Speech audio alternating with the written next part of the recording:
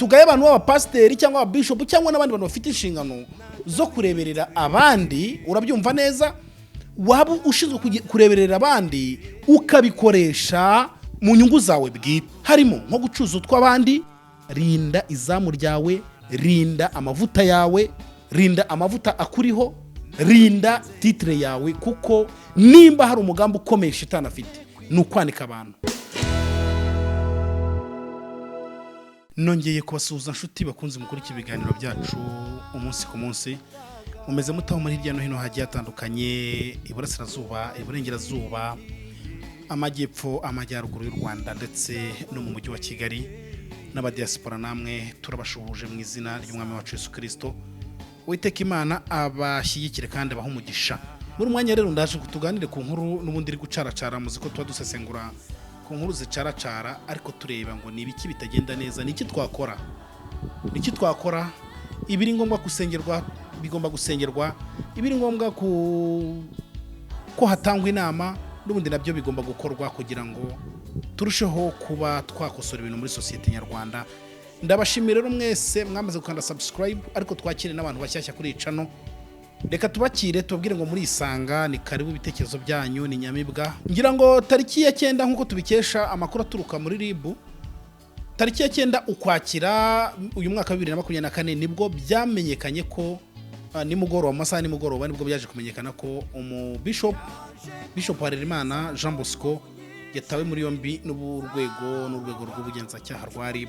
Uyu Bishop Harerimana Jean Bosco rero akaba ari umushumba w'itorero Zerafati Holy Church, nkuko rero byakomeje bitangazwa n'urwego rw'ubugenzacyaha RIB cyangwa se n'umuvugizi w'ubugenzacyaha Murangira Bitieri. Yavuze ko Bishop uyu Bishop Harerimana Jean Bosco akaba rero afunganywe n'umugore we Mukansengiyumva Jeanne. Ngira ngo iri tangazo rigarukamo abantu babiri, rikagarukamo uwo bita Padiri Kataboga Focus, ari we muyobozi n'ubundi ngira ngo abantu benshi baramuzi cyane cyane abantu b'abakatolike, wayoboraga Lycée d'Or Sumo. Padiri nyine yari padiri, byange bikunde bigira inkuru nyine nuko nta kundi byagenda.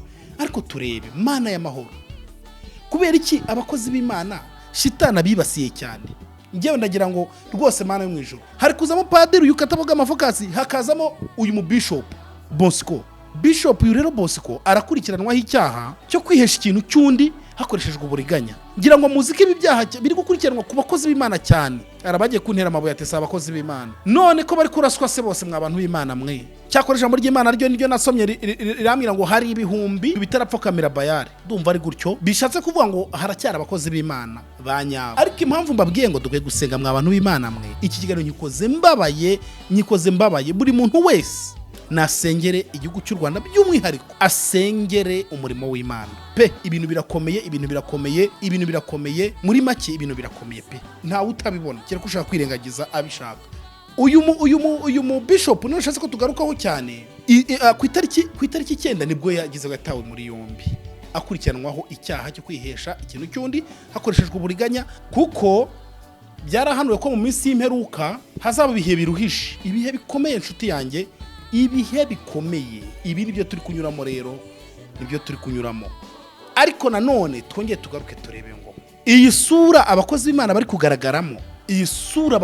kugaragaramo, kandi benshi ntabwo n'ubundi iri bukomeze igasiga icyasha. Turaje turebe ikintu uyu muvugizi wa RIB Murangira Bitieri yabivuzeho ku bantu bashobora kwibaza se ibintu biri kuboreka ku bakozi b'Imana ntabwo bishobora kuba byasiga itorero ry'Imana icyasha, nkuko n'ubundi mubizi ko itorero muri iyi minsi ryo n'ubuyobozi bwa leta ubona harimo uburyo ki ubona bitameze neza, kandi kubera n'ubundi ya myitwarire n'ubundi y'abantu benshi bitirirwa izina ry'Imana, bitwa ngo n'abakozi b'Imana, ariko ibyo bakora bikagaragaza isura mbi cyangwa se bikambika itorero icyasha. Ngira ngo iyi nkuru nkuko nababwiye iri kuvugwa mu bantu babiri, harimo Padiri Focus, hakaba n'uyu Bishop Bosco, hakazamo n'umudamu wa Bishop Bosco. Ngira ngo uyu mudamu we ari gukurikiranwaho icyaha cyo gukangisha gusebanya hifashishijwe amafoto y'urukozasoni.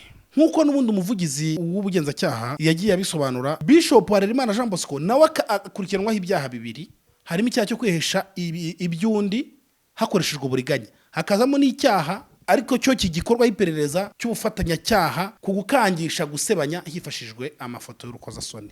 Bantu banjye impamvu nkoze kino kiganiro ndagira ngo twibaze uyu bishop si ubwa mbere avuzweho ibintu nk'ibi. Nimba bigeze ku rwego umubishop akora icyaha nk'iki ngiki, wenda reka twumve icyo umuvugizi yagiye abivugaho. Ribu ku itariki ya 9 z'uku kwa 10 yafunze Bishop Harerimana Jean Bosco, umushumba wa Zerafati Holy Church, n'umugore we witwa Mukansengiyumva Jeanne. Dr. aya makuru mwaduhamiriza ko ariyo cyangwa? Nibyo tariki kwakira uyu mwaka Ribu yafunze Bishop Harerimana Jean Bosco, akaba ari umushumba wa Zerafati Holy Church, akaba afunganywe n'umugore we Mukansengiyumva Jeanne komeje, kandi hakorwa na dosiye yabo kugira ngo ishyikirizwe ubushinjacyaha. Dr. ibyo byaha bakekwaho baba barabikoze bati? Umwe mu bantu basengeraga muri Zerafati Holy Church yatanze ikirego arega Bishop Harerimana Jean Bosco ko yamusabye miliyoni 10 amwizeza kumusengera ngo azakire indwara yaramaranye igihe kirekire. Akaba yaramwijeje ko azamusengera iyo ndwara igakira.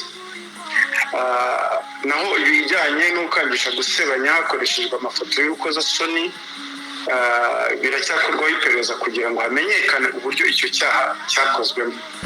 Gusa iby'ibanze iperereza rimaze kugaragaza nuko Bishop Harerimana Jean Bosco akekwaho kuba yarakoze icyaha cyo kwihesha ikintu cy'undi hakoreshejwe uburiganya, naho Mukansengiyumva Jeanne akaba umufatanyacyaha kuri icyo cyaha.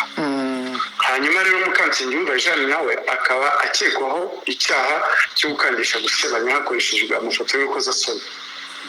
Bishop Harerimana Jean Bosco akaba umufatanyacyaha kuri icyo cyaha.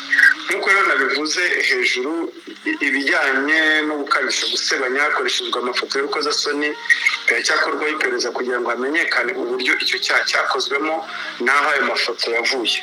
Yego, ibi hano kuri ibyo byaha biteganya iki Dr.? Ibyaha nk'ibi biramutse bimuhamye, n'ubundi hari icyo itegeko rigena ku muntu hamwe n'ibi byaha.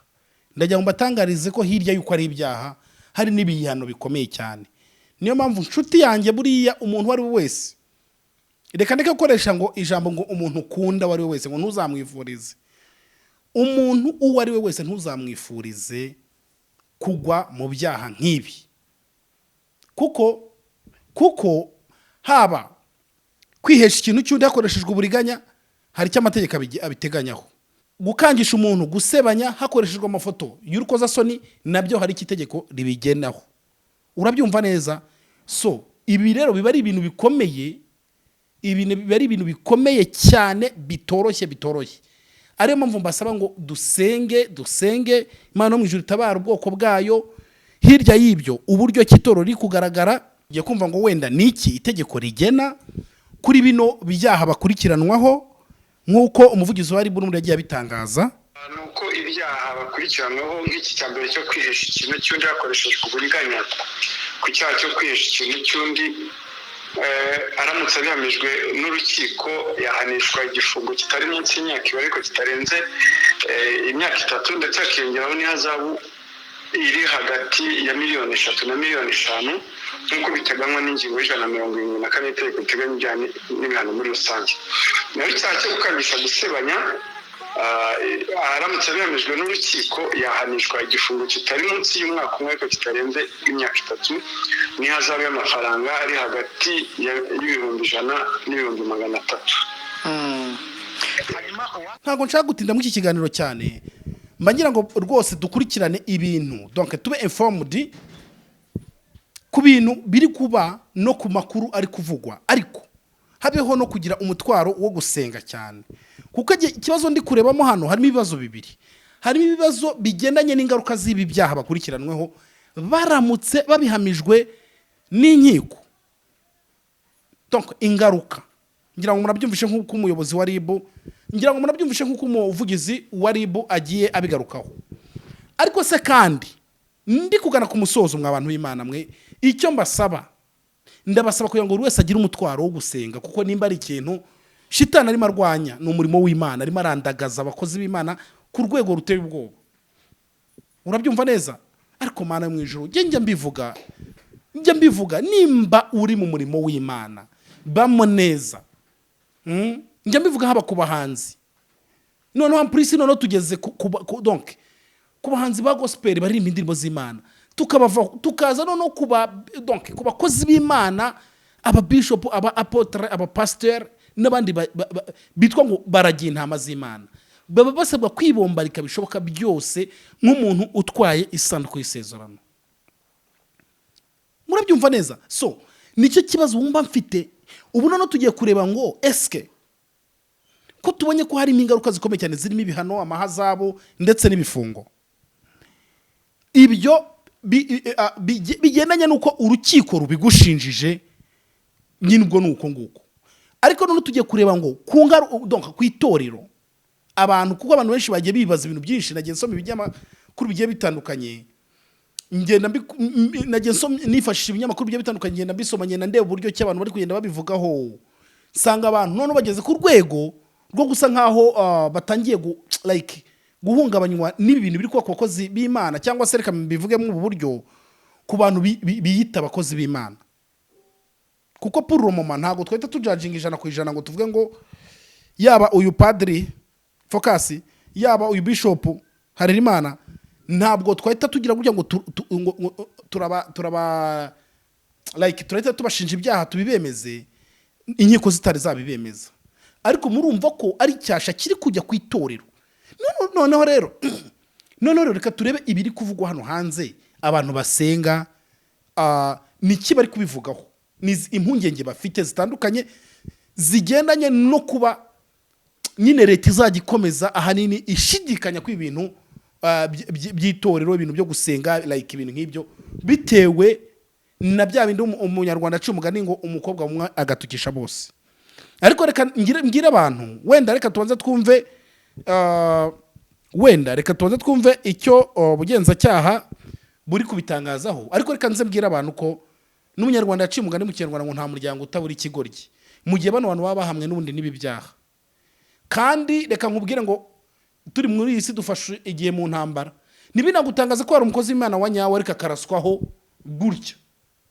Nabyo tujye tubireba mu abantu b'Imana mwe bishatse kuvuga globalement iki kintu gishatse kuvuga ko shitani hagurukiye itorero nta kindi bivuze ko shitani hagurukiye itorero kandi koko muri iyi minsi shitani ari kurasa kandi agahamya kugira ngo ubone nyine abantu bano ba bishop bano bantu bari gukora kwizi mbuga nkoranyambaga cyane ariko ubona umuntu uri bubikora ko ari umwaka 1 2 3 5 successing ni ibintu bikomeye cyane ujya kubona ukabona rugondi hene shitani imukubise rugondi hene yihuse.